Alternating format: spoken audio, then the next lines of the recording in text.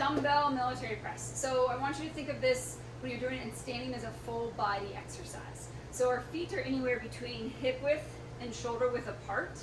And I want you to think about grounding out those feet. So drive your quads back. Think about lifting up your kneecaps so we can get our legs nice and stable.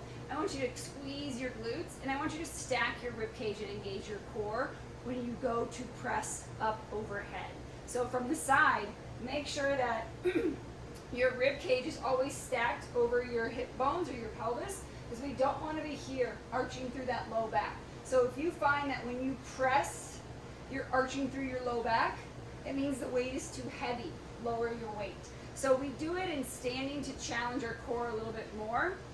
If you're not there yet, that's perfectly fine. You can do it seated on a bench, okay? So pick up some dumbbells. Start on the lighter side. This is going to be one of your harder strength exercises. So choose a weight to start that's a little bit lighter.